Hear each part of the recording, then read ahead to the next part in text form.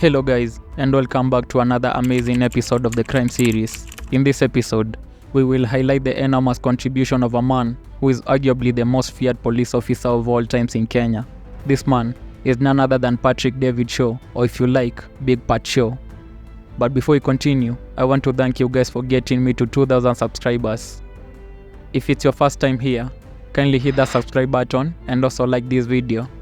Also, leave your comments in the comment section below and I'll personally respond to all of your comments. Now, let's dive right into today's episode.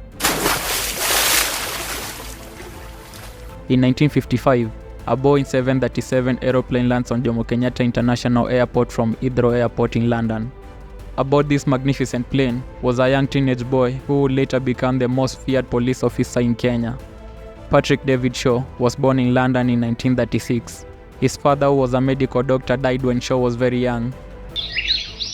He grew up together with his sister under the care of their mother. His sister recounts that Shaw was never fond of school. He is said to have been bullied at school multiple times due to his weight. The bullying influenced the man that he would later become.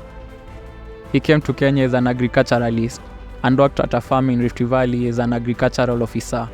He would soon become the leader of Young Farmers Club before joining St. John's Ambulance. He was however fired after a few months for driving the hospital's ambulance without authorization after he crashed it. In 1959, he was recruited into police reserve in Nairobi.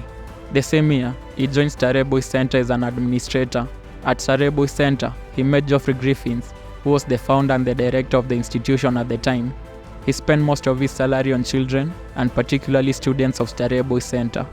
He would often take them to agricultural shows, to Nairobi National Park, among many other outings.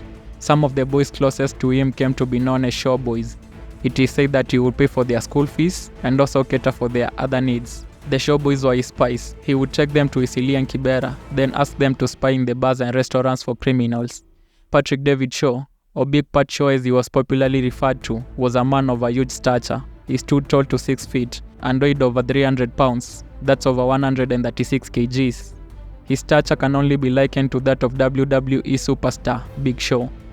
Pat Shaw always traveled in a Volvo, which had been modified specifically for him. It had a custom seat that he would lie his back on. It was fitted with a CB radio and had a blue rooftop light. It is said that he spent most of his evenings in the car, reading FBI manuals, memorizing photos of wanted criminals, or familiarizing himself with the Kenyan penal code. Pat Shaw never slept, and if he did, it would be for a very short period of time, as he suffered from a sleeping disorder known as glandular. Day and night, year after the other, Pat Shaw drove the roads of Nairobi looking for criminals and maintaining an aura of omnipresence in the criminal world. He had no interest in life beyond chasing criminals. He was not married and hardly took a vacation. He was known on the streets. He would clear a sidewalk by just stepping out of his car. Residents and criminals had memorized his car's registration number. It was KFH 845. Criminals would run into hiding at the sight of his Volvo. He was just a mere police reservist, but he could do one thing better than all other police cops in Nairobi: to eliminate criminals. According to his colleagues, criminals on Shaw's wanted list would simply surrender themselves to the police.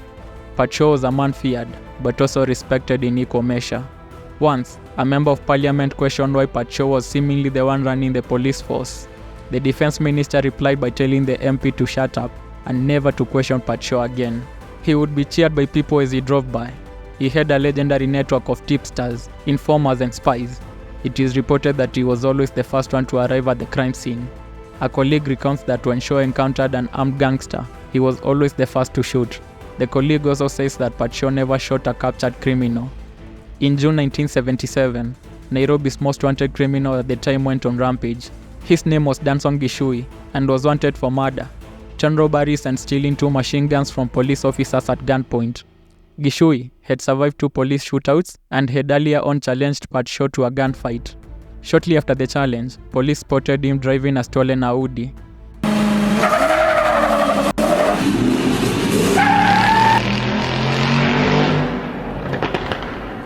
After a long car chase, they overtook him at Nairobi's South Sea neighborhood.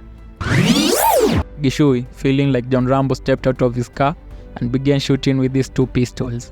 He was however shot dead through the mouth by an officer whose car had roared behind him. The shooter was none other than Big Pat Shaw.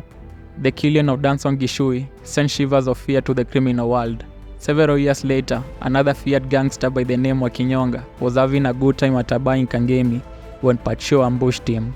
He was ordered to surrender, but opened fire and began shooting. Pat Shaw fired back and killed him instantly. Once, a police officer suffered a mental breakdown and started waving his gun in public.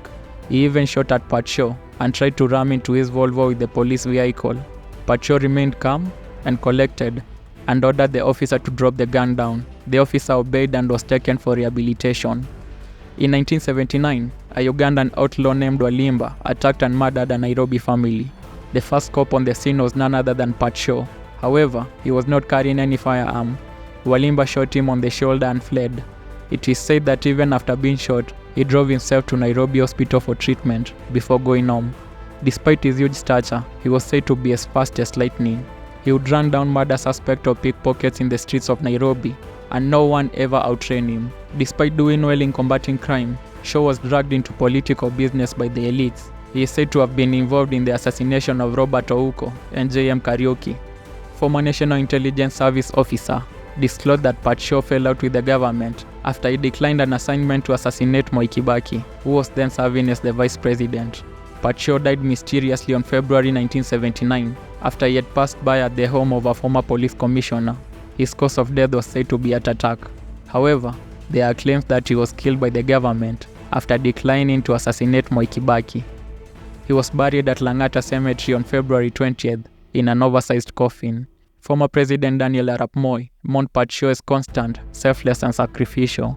His burial was attended by gangsters, prostitutes and street children who he used as his informants. With this death, Nairobi saw a drastic increase in criminal activities. If you enjoyed this episode, kindly subscribe and leave us a comment down below.